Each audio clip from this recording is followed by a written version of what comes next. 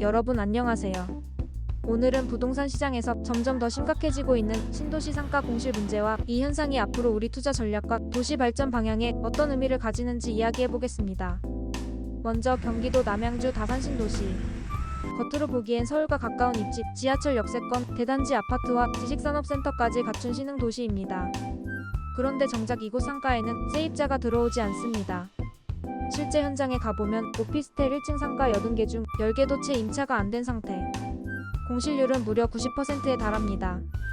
심지어 일부 건물주는 1년간 월세를 공짜로 쓰라 라는 파격 조건을 내걸었지만 그래도 세입자를 찾지 못하는 상황입니다. 그렇다면 이렇게 좋은 입지에서 상가가 텅텅 비는 이유는 무엇일까요? 첫 번째 이유는 높은 분양가입니다. 다산 신도시 주요 상가 분양가는 평당 1억 원을 넘기도 했습니다. 10평짜리 작은 점포 하나가 무려 12억 원에 분양되었으니 투자자는 수익률을 맞추기 위해 임대료를 높게 책정할 수밖에 없습니다. 결국 월세는 350만 원에서 많게는 400만 원. 지역 소비력 대비 지나치게 비싸다는 겁니다. 두 번째 이유는 공급 과잉입니다. 신도시 개발 과정에서 아파트 단지마다 상가가 따라 붙습니다.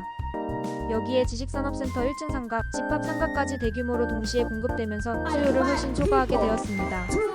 세 번째는 소비 패턴의 변화입니다. 과거에는 아파트 단지 내 상가가 생활의 중심이었지만 이제는 온라인 쇼핑과 대형몰, 배달 문화가 생활 깊숙이 자리 잡았습니다. 굳이 동네 상가를 찾아갈 필요가 줄어든 것이죠. 그런데 이 문제는 다산 신도시만의 이야기가 아닙니다. 한국부동산원 자료에 따르면 수도권 주요 신도시 상가 공실률은 이미 10%를 넘나들고 있습니다. 남양주 다산 14.5%, 김포 한강 8.9%, 하남 미사 6.1%, 위례 5.7%. 더 심각한 곳도 있습니다. 인천 영종 신도시는 무려 24.2%가 공실입니다.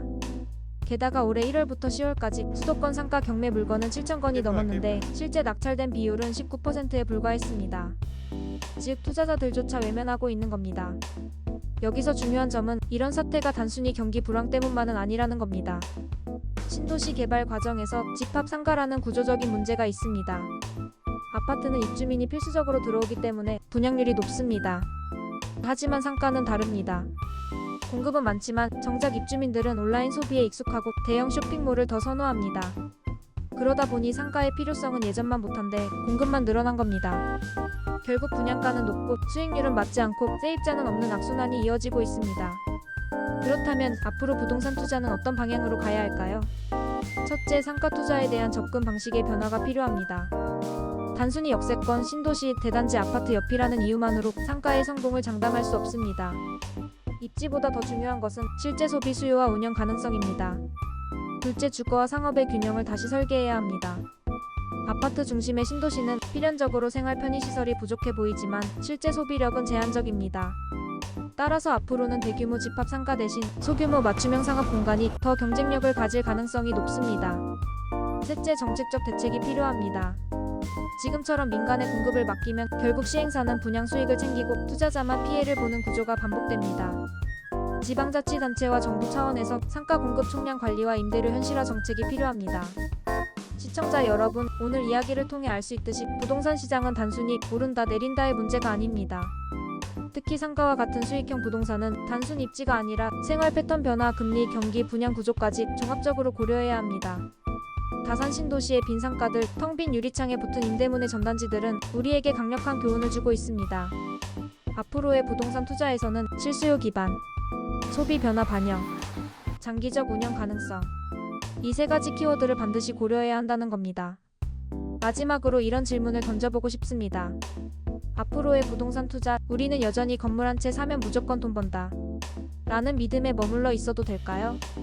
아마 답은 이미 현장에서 나오고 있는 것 같습니다. 공짜 월세도 안 들어오는 상가들, 경매에서도 외면받는 건물들. 이 현실은 부동산 투자 역시 새로운 패러다임을 요구하고 있습니다. 여러분은 이 변화에 어떻게 대응하시겠습니까? 앞으로 투자와 도시 발전의 방향성을 고민하는데 오늘 이야기가 작은 도움이 되기를 바랍니다. 감사합니다.